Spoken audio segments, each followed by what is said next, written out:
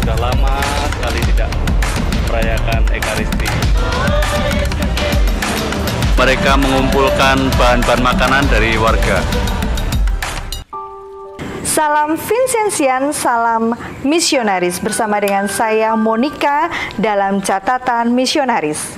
Episode yang lalu kita sudah mendengarkan sharing dari Romo Aloy CM yang akan berangkat ke tanah misi Papua Nugini. Pada hari ini kita akan mendengarkan juga sharing dari Romo Muda Kongregasi Misi Indonesia yang sudah berada di Papua Nugini. Bagaimana dengan sharingnya? Kita sapa dulu Romo Muda dari Kongregasi Misi ini. Halo Romo. Halo. Iya, Romo Wiwit Subagio CM. Apa kabar Romo hari ini? Kabar baik. Oke, terima kasih juga karena sudah mau berbagi cerita tentang kehidupan misi Romo yang ada di Papua Nugini. Tetapi sebelum kita mendengarkan sharing Romo, kita ingin tahu siapa sih Romo Wiwit ini gitu ya. Tak kenal maka tak sayang. Mari kita bersama-sama sedikit mendengarkan tentang siapa sih Romo Wiwit gitu ya. Romo Wiwit asli dari Malang, ya, oke. Malang Selatan. Malang Selatan. Tapi ini banyak spot wisatanya ya Romo, oke. Wisata pantai. Beliau lahir di tahun 86. Lalu ditahbiskan tahun berapa ya Romo? Saya tahbisan tahun 2015. 2015. Kemudian perutusan yang pertama? Saya setelah tahbisan diutus ke Paroki Tanjung Priuk, Jakarta Utara. Waduh, Jakarta. Langsung di kota, jadi gitu anak ya. metropolitan. Jadi anak metropolitan. Kemudian Romo untuk perutusan yang kedua? Perutusan kedua saya ke Papua Nugini. Saya berangkat ke Papua Nugini tahun 2019. 2019. 3 tahun yang lalu. 3 tahun yang lalu dan bertahan hingga saat ini. Oke, untuk menyingkat waktu kita dengarkan gimana sih cerita misi yang ada di Papua Nugini. Tapi sebelum itu kita lihat dulu tayangan yang ada. Kita lihat Romo ini lagi misa di tengah-tengah kebun ini Romo. Ini sedang merayakan pesta kebun atau sedang merayakan ucapan syukur atau apa ini Romo ya? Oke, Monik. Jadi banyak orang berpikir bahwa foto ini adalah misa alam begitu ya. Tetapi sebenarnya ini bukan misa alam. Ini adalah salah satu stasi di paroki saya ya, salah satu dari 7 paroki yang saya punya di paroki saya. Dan ya misalnya setiap kali ke stasi itu ya seperti ini nih. Jadi kita misa di tempat terbuka. Alasannya adalah ya karena stasi itu tidak punya gereja. Jadi saya punya 7 stasi dan dari 7 itu hanya 2 stasi saja yang memiliki bangunan gereja. Itu pun dari bahan-bahan kayu. Artinya mereka mengusahakan itu dari hutan. Oke. Jadi seperti misa alam ya. Iya. Di sana. Bahkan Romo duduk di jurigen gitu ya, tempat air tapi digunakan untuk duduk gitu ya. Kalau dilihat itu justru altarnya juga dari tong. Tong dikasih papan begitu saja, terus kemudian kita kasih kain putih. Kita biasa misa di situ karena ya tidak ada tempat yang layak. Misalnya rumah umat juga tidak mungkin kita melakukan misa di sana ya, karena rumahnya juga sempit, kecil. Lalu jumlah umatnya Romo? Kalau yang di sini ini hanya sedikit. Ini stasi yang paling kecil, paling kecil, hanya sekitar 27-an kepala keluarga. Dan ya seperti itu. Setiap kali kita misa kita duduk santai di alam terbuka gitu. Tapi antusias umatnya luar biasa ya Romo, walaupun dengan kondisi ala kadarnya, tetapi keinginan mereka untuk bisa menyambut Ekaristi itu luar biasa ya Romo. Betul. Mereka justru saya melihat kesederhanaan mereka ya, dan betapa mereka itu sungguh-sungguh merindukan Ekaristi dari situ. Bahkan ketika ada satu video lagi ya, foto itu ketika kami mempersiapkan baptis ya. Jadi katekis saya itu mengajarnya begitu. Dia duduk lesehan, umatnya itu duduk lesehan, dan dia hanya duduk di tangga rumah itu saja. Itu Dan mereka setia di situ meskipun banyak nyamuk dan tempatnya itu pasti kotor, tapi mereka antusias mendapatkan pengajaran, mendapatkan pelajaran, dan yang mendengarkan, yang mendapatkan mendengarkan pengajaran itu bukan hanya calon-calon baptisan saja, tetapi cukup banyak orang antusias untuk mendengarkan itu pengajarannya. Itu bisa dilihat di gambar itu. Jadi mereka antusias mendengar pengajaran dari katekis. Gitu. Mereka tetap antusias walaupun mereka tidak Katolik, begitu ya Romo? Bukannya tidak Katolik, tetapi ada beberapa yang tidak Katolik pun ingin ikut mendengarkan, maksudnya begitu. Bagaimana dengan waktu kunjungannya, Romo? Baik, kalau saya di sana itu mengatur jadwal kunjungan, kami biasa menyebutnya sebagai patrol. Ya. Patrol itu kunjungan ke stasi-stasi itu maksimal 4 kali dalam setahun. 4 kali dalam Jadi setahun. mereka tidak setiap bulan bisa merayakan Ekaristi. Makanya ya mereka ketika ketika Romo datang mereka begitu antusias mereka libur ke hutan, mereka di rumah, dan mereka benar-benar mempersiapkan diri untuk menyambut Ekaristi. Betul, karena mereka tidak bisa setiap waktu menyambut Ekaristi.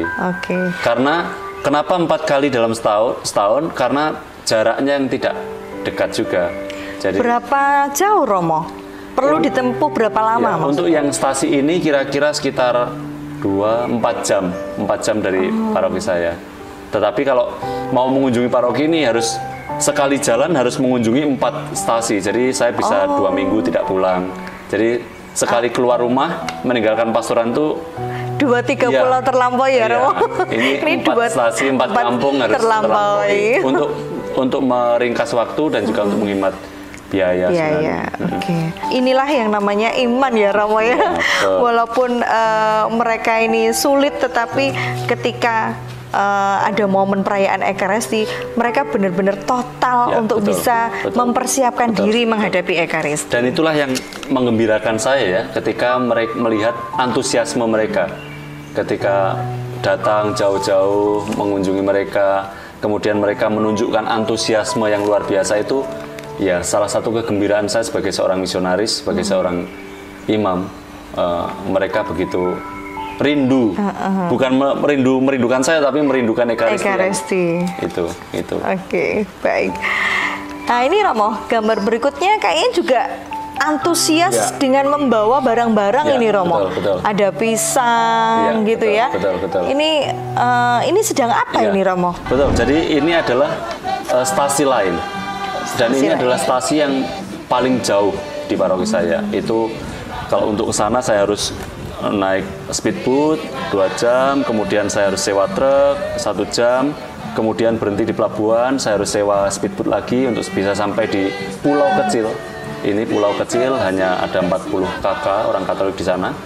Tetapi ada banyak denominasi lain, artinya ada banyak gereja-gereja lain di sana. Nah, yang mereka lakukan ini adalah mereka sedang mengumpulkan bahan makanan untuk saya.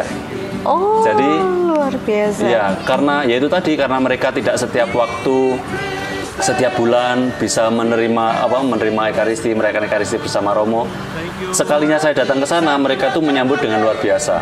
Nah, yang menyambut itu bukan hanya orang Katolik, tetapi juga dari gereja-gereja lain, pastor-pastor dari gereja lain, seluruh warga kampung.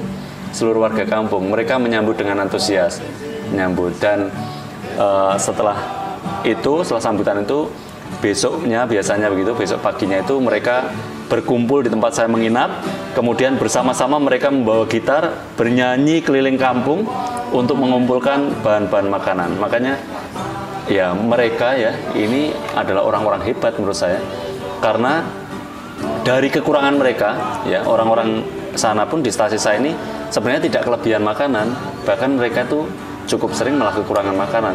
Tetapi ketika saya datang, tim saya datang untuk melayani mereka itu kayak bersemangat gitu ya. Mereka menari-nari, ya mengumpulkan makanan.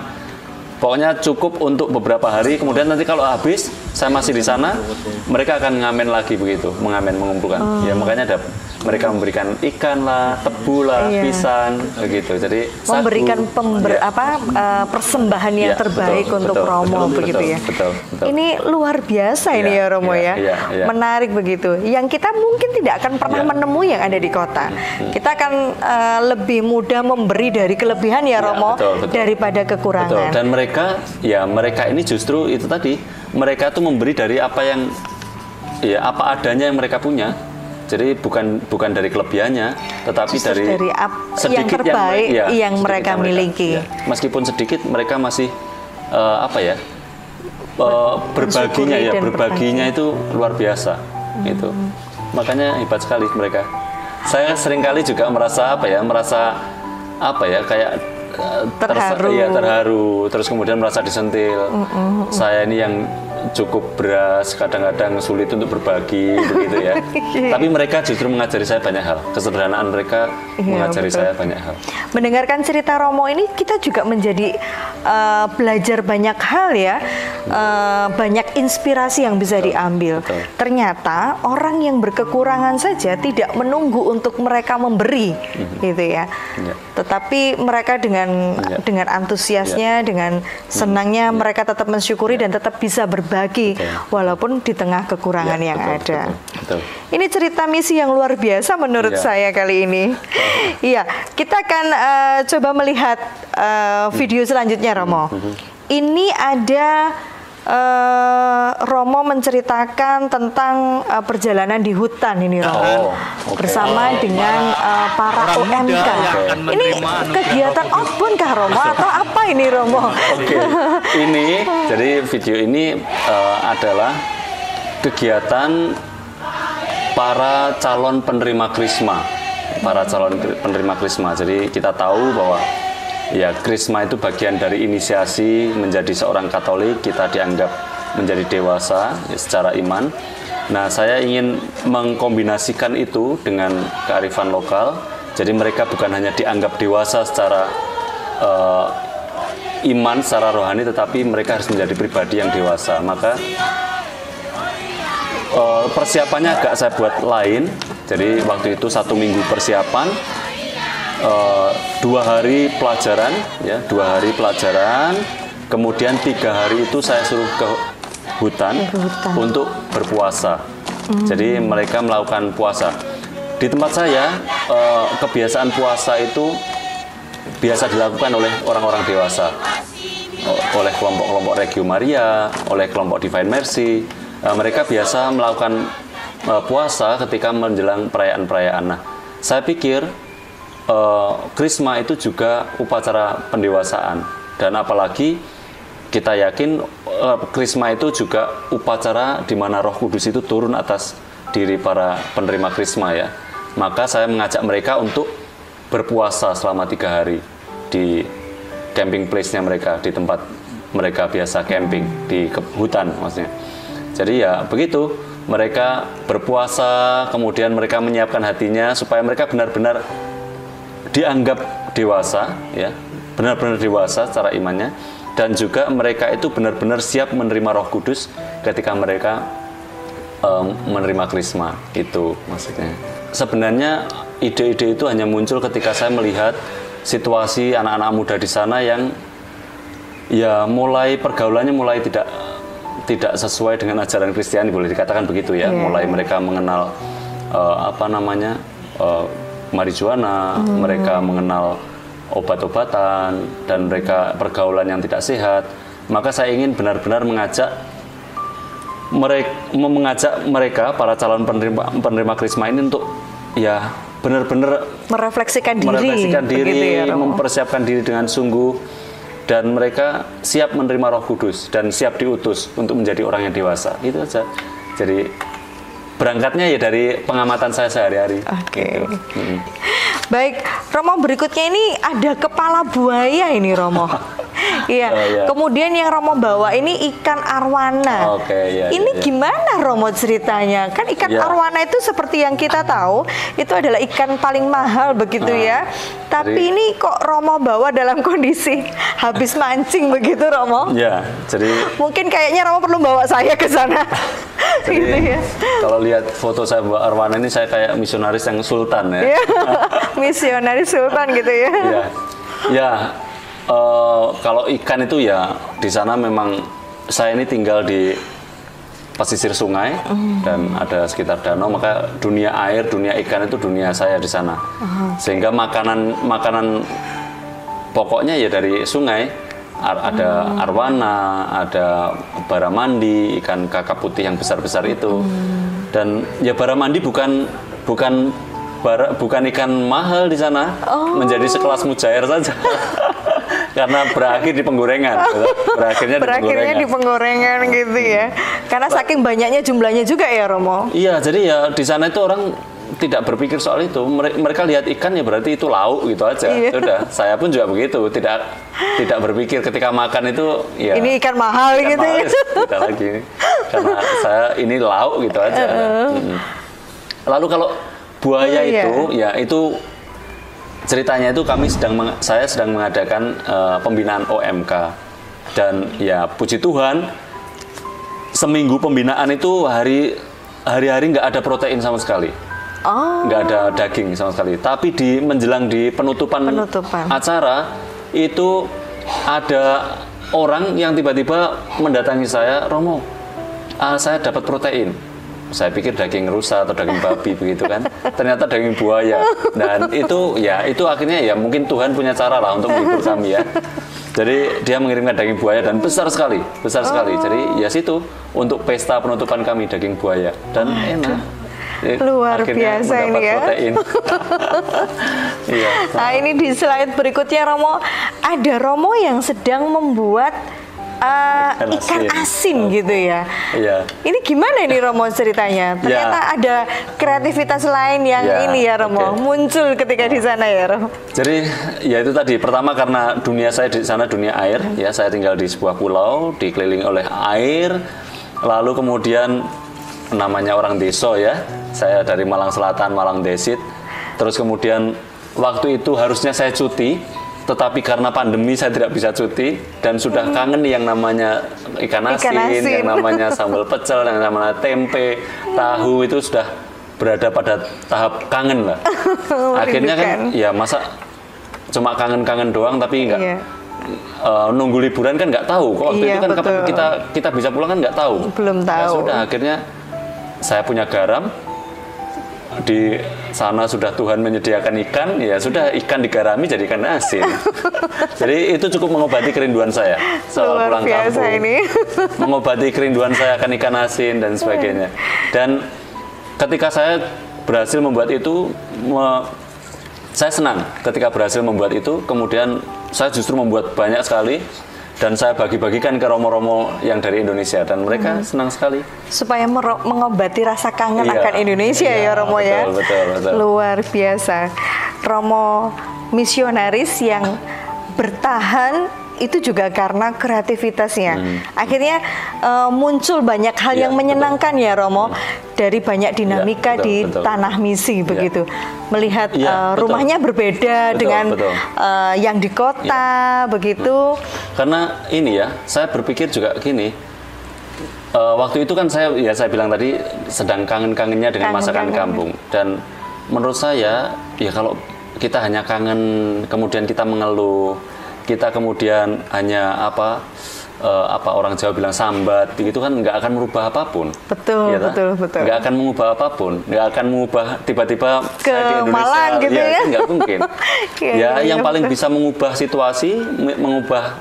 situasi saya pada waktu itu ya melakukan sesuatu dan kalau kita mencintai sesuatu ya, misalnya saya mencintai karya misi saya di sana.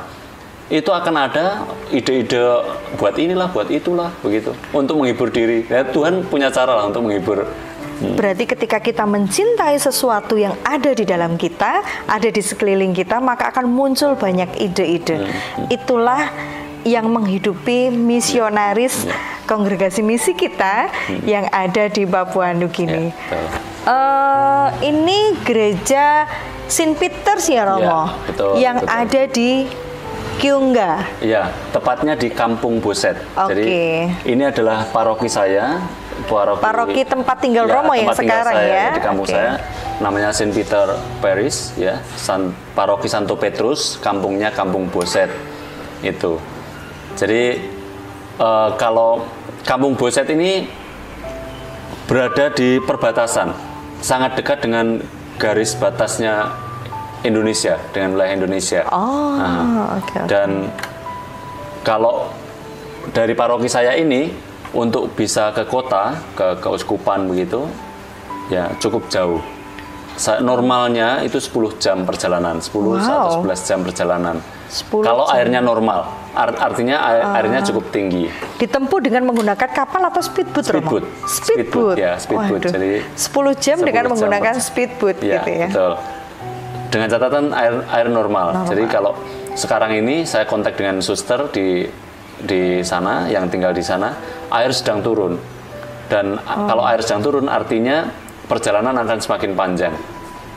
Dan perjalanan semakin panjang tentu biaya akan semakin mahal, begitu. Jadi konsekuensinya begitu. Karena apa? Karena tidak ada jalan potong. Kalau air tinggi kan banyak shortcut ini, banyak jalan potong sehingga kita bisa menghemat waktu dan menghemat biaya. Kalau tidak, kalau sedang surut akan lebih sulit ya Romo. Betul. Karena kita harus mengikuti sungai yang nggak lurus begitu saja, tapi harus berkelok-kelok, kadang muter balik. Mengikuti airnya ya. Mengikuti air sungai. Untuk biaya perjalanan ketika Romo dari satu stasi ke stasi yang lain begitu ya, karena tadi yang sudah disampaikan ini stasi yang paling jauh gitu. Ini berapa banyak biaya yang dikeluarkan Romo? Kalau yang stasi paling jauh itu, jadi kalau saya melakukan patrol, kunjungan ke stasi itu kan saya tidak mungkin hanya mengunjungi satu stasi saya untuk menghemat biaya. Nah, stasi yang paling jauh itu setidaknya harus ada uang cash di kantong saya itu sekitar 1.800-an kina. 1.800. Itu kalau dikruskan Indonesia, Romo? 1.800 kali 4.000 rupiah. Kali 4.000 rupiah. Jadi berapa ya? Itu sekitar 8 jutaan ya. 8 jutaan. Itu kurang lebih seperti itu. Belum termasuk makanan tidak saya hitung. Jadi makanan kemudian sewa skipper motorisnya ya, orang yang bawa motor itu. Terus itu kan juga biaya sendiri sebenarnya. Betul. Jadi kalau kita pergi ke stasi itu kita juga harus membawa bekal makanan supaya itu cukup selama sekian hari kita di sana. Jadi karena umat kita tahu umat kita itu ya kurang, terbatas begitu. Dari sekian stasi, dari 7 stasi yang tadi saya ceritakan, ya hanya stasi itu tadi yang begitu luar biasa menyambut begitu ya. Menyambut itu. Jadi memang mahal. Kalau yang ke stasi yang lain, yang 4 stasi lainnya itu sekali jalan saya kira 1 dram untuk pulang pergi, jadi mutar begitu. 1 dram. 1 dram ya sekitar 200 liter itu. Ini perjalanan yang cukup mahal begitu ya Romo ya, ketika kita mau menjangkau dari satu stasi ke stasi yang lain. Betul. Dan ya itu meskipun mahal itu harus dilakukan, itu harus dikeluarkan karena di sana ada jiwa-jiwa yang butuh pelayanan kita gitu kan. Betul. Mereka ada jiwa-jiwa yang perlu diselamatkan. Betul. Meskipun toh di sana kita hanya misa di itu tadi ya. Di luar begitu. Tempatnya juga tidak begitu layak, tapi ya mereka antusias menunggu untuk jiwa-jiwa yang merindukan kehadiran Tuhan. Betul. Gitu. Untuk biaya sendiri Romo yang ditempuh dari kita ngomong dari Indonesia begitu ya, kira-kira? Kalau dari Indonesia, dari Jakarta ya Romo? Kemarin itu saya pulang dengan pesawat repatriasi. Jadi Kedutaan Besar Republik Indonesia yang ada di Papua Nugini itu mencarter pesawat untuk memulangkan para TKI yang di sana ke Indonesia, termasuk saya salah satunya. Dan itu dari ibu kota negara saya berapa? 790 US dollar. US dollar. Tapi itu apa namanya ya? Itu penerbangan yang luar biasa. Betul, karena pesawat charteran. Biasanya normalnya itu penerbangan ke Papua Nugini itu harus ditempuh dari Singapura atau Manila. Pilihannya itu. Lewat Singapura atau Manila. Tidak ada yang direct penerbangan dari Papua Nugini ke Indonesia. Itu. Jadi kemarin itu hanya spesial karena kedutaan memulangkan TKI yang terdampak pandemi. Saya kan termasuk TKI yang terdampak karena tidak bisa pulang. Tidak bisa pulang begitu ya. Tapi kalau ya dari ibu kota negara itu masih harus naik pesawat lagi 2 jam ke kota saya, ke provinsi saya. Baru dari kota provinsi, di mana keuskupan ada di situ, itu turun ke Boset 10 jam. Biayanya sekitar, nggak tahu biayanya berapa, tapi pokoknya minyaknya itu sekali jalan bisa 1,5 dram. 1,5 dram itu berarti sekitar 300 liter bensin. Tuh. Wih, 300 liter bensin ya. Bensin. Ini perjalanan yang cukup mahal ya Romo ya. Perjalanan cukup mahal, maka itu harus dicintai. Harus mencintai dengan luar biasa ya, begitu ya. Betul.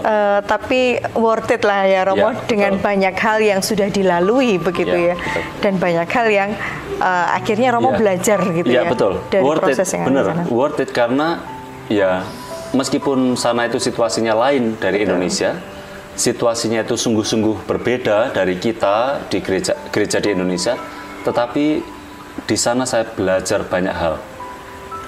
Meskipun kita jauh lebih baik daripada tempat saya, tetapi ada begitu banyak pelajaran berharga yang bisa saya dapatkan. Makanya benar kata Santo Vincentius, seorang misionaris itu bukan hanya pergi untuk mewartakan Injil, tetapi justru lebih banyak diinjili. Dan itu benar, itu saya alami selama pengalaman saya sebagai seorang misionaris di Papua Nugini. Iya Romo, dari perjalanan yang tadi Romo sampaikan begitu ya, banyak liku-liku yang harus dilewati. Dari mulai terjalnya akses, kemudian keterbatasan fasilitas, cuaca, dan banyak hal yang menurut saya ini banyak hambatan begitu. Lalu apa yang membuat Romo bisa bertahan di tanah misi? Betul. Ada begitu banyak hal ya yang membuat saya bisa bertahan dan mencintai misi saya di Papua Nugini, meski kalau dibandingkan dengan kita yang di sini itu tidak mudah, orang mengatakan begitu kan. Tetapi ya itu tadi, sejak awal tabisan memang saya punya pandangan bahwa ketika saya ditabiskan menjadi imam, itu saya tidak ditabiskan untuk diri saya sendiri, itu aja ya. Saya tidak ditabiskan untuk diri saya sendiri, tetapi saya ditabiskan untuk orang lain yang harus saya layani. Apalagi saya ini Romo CM, Romo Vincentian, Romo Misionaris, Romo Misi ya, kongregasi misi, maka ya misi itu bagian dari diri saya sejak saya ditabiskan menjadi seorang imam CM. Ya, misi adalah bagian dari diri saya. Sehingga yang menguatkan saya ya, ini saya sedang mewujud nyatakan identitas saya sebagai seorang anggota kongregasi misi begitu. Dan di sana dalam situasi yang tidak mudah, di sana saya cukup dikuatkan dengan kolegialitas para Romo. Di sana itu kami ada 4 Romo CM dan beberapa Romo CM lainnya dari Montfortan, ada dari India, ada dari Filipina, terus beberapa bruder dari Madagaskar, dari Kongo, dari India, suster-suster dari India. Kita itu di sana merasakan kehangatan sebagai sesama misionaris. Kita sama-sama bekerja di tempat sulit dan kita merasa seperti saudara begitu. Misalnya kalau ke kota, saya bawa ayam saya untuk oleh-oleh dari kampung. Itu kegembiraan luar biasa. Nanti ada Romo lagi dari kota datang ke kampung saya, mereka bawa telur. bawa ayam yang sudah frozen itu, itu kegembiraan yang luar biasa. Artinya kami saling di sana, menguatkan begitu ya. Betul. Kami rasa persaudaraan itu begitu terasa di sana, sehingga ya kami memang jarang ketemu ya, karena jarak kami saling berjauhan, kami hidup sendiri-sendiri, kami paling ke kota itu hanya 2 kali setahun. Jadi ketika ketemu itu ada semacam kangen begitu ya, rindu begitu. Sesama Romo sama suster itu ketika ketemu kita ada kerinduan besar. Nah itu juga yang menguatkan saya sih. Apalagi ya semangat para misionaris ini. Nah belakangan ini saya juga mendapat teman 3 orang suster KYM dari Medan, dan mereka juga pribadi-pribadi yang cukup antusias, cukup bersemangat dalam menjalankan misi. Satu diantaranya umur 73 tahun. Wah, luar biasa ini ya. Dan satunya lagi umur 58 tahun, dan satu lagi seumuran dengan saya. Mereka bisa saling menguatkan ya, Romo? Ya, betul. Dan saya juga seringkali kalau saya mau mengeluh, malu dengan dengan suster yang sudah senior ini. Mereka mantan pembesar suster-suster KYM, kemudian memberikan diri untuk misi. Ini juga menjadi peneguhan tersendiri bagi saya ya, sehingga membuat saya semakin ya semangat untuk hadir melayani di sana. Para sahabat misionaris, di tengah-tengah saya dan Romo Wiwit ada beberapa buku. Di antaranya ada tentang kisah-kisah bermakna cita rasa Papua Nugini. Kemudian ada juga buku Pelangi di Atas Papua Nugini. Buku-buku ini adalah buku-buku sharing dari para Romo yang pernah tinggal di Papua Nugini. Jika para sahabat misionaris ingin membaca, kemudian ingin merenungkan banyak hal nilai positif dari perjalanan para misionaris CM yang berada di Papua Nugini, silahkan menghubungi kontak yang ada di bawah ini untuk bisa mengakses buku-buku tentang sharing para misionaris yang pernah tinggal di Papua Nugini. Dan di sini juga ada buku terbaru yang diterbitkan tentang cerita-cerita misionaris di Papua Nugini. Judulnya adalah Tangan-Tangan Berkat di Nugini. Buku ini ditulis dan diterbitkan dalam rangka 25 tahun kehadiran Romo-Romo CM di Papua Nugini. Jadi ini sepenggal ya, kisah dari beberapa Romo yang pernah berkarya di sana. Semua Romo yang pernah berkarya di sana menuliskan sepenggal kisah mereka yang menarik, yang bermakna, yang layak dibagikan untuk mensyukuri rahmat perutusan 25 tahun di Papua Nugini. Itu. Mungkin kita juga ingin mengenal tentang keuskupan di mana Romo tinggal. Oke. Keuskupan saya itu namanya Darukyungga seperti yang disebutkan tadi.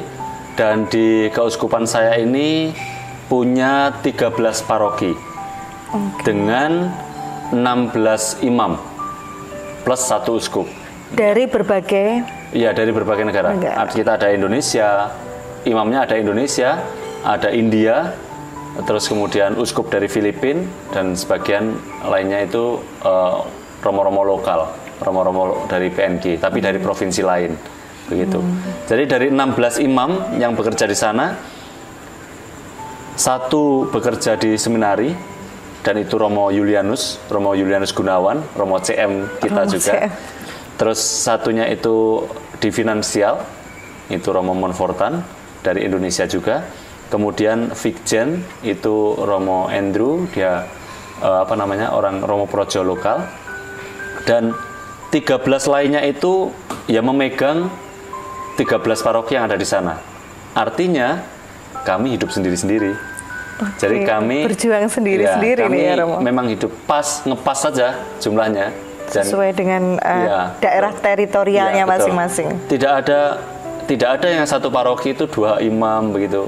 Tidak seperti di sini ya, Romo tidak ya? seperti di sini yang satu pastoran ada 3, 2 atau minimal 2 kan di sini, tidak ada yang satu. Nah, di sana ya begitu, sendiri itu menjadi tantangan tersendiri ya, hidup sendiri, kemudian mengerjakan segala sesuatu sendiri, berpastoral sendirian itu situasi yang mungkin tidak ditemukan di gereja-gereja di Indonesia ya. Mungkin saya tidak tahu semua gereja di Indonesia ini, tetapi hal seperti itu di Papua Nugini itu hal yang wajar karena keterbatasan imam dan medannya yang memang tidak mudah itu. Pada tahun 2023 nanti Kongregasi Misi Indonesia merayakan 100 tahun kehadirannya di Indonesia.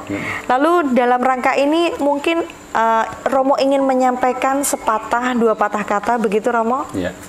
Syukur karena tahun 2023 Kongregasi Misi merayakan 1 abad kehadirannya di Indonesia, dan satu hal yang saya rasakan, saya bersyukur menjadi bagian dari Kongregasi Misi Indonesia. Saya bersyukur juga karena saya dipercaya untuk menjadi bagian dari misionaris yang dikirim oleh CM Indonesia untuk bermisi adjentes melayani umat dan masyarakat di Papua Nugini. Pertama-tama itu yang mau saya sampaikan. Saya bersyukur atas kehadiran Kongregasi Misi dan atas saya boleh menjadi bagian di dalamnya, dan saya boleh dipercaya juga untuk menjadi bagian dari misi adjentes yang menjadi prioritas Kongregasi Misi. Dan tentu saya ada harapan juga ya, ada harapan. Saya berharap di usia yang ke-100 tahun kehadirannya di Indonesia ini, semangat misioner itu juga semakin membara, semakin bergairah dalam diri para imam CM ya, para imam CM. Kita ini CM Indonesia ini lahirnya dari misi, dari para misionaris Belanda, dan saya yakin kita dilahirkan untuk bermisi juga ya. Bukan berarti semua Romo CM harus pergi bermisi begitu, tetapi kita dalam porsi masing-masing diajak untuk memiliki gairah yang sama, semangat yang sama untuk melayani dan menyelamatkan jiwa-jiwa yang miskin. Itu harapan saya, itu semangat misioner, semangat menyelamatkan jiwa-jiwa yang miskin ini semakin membara di usia yang 1 abad ini. Baik, terima kasih Romo.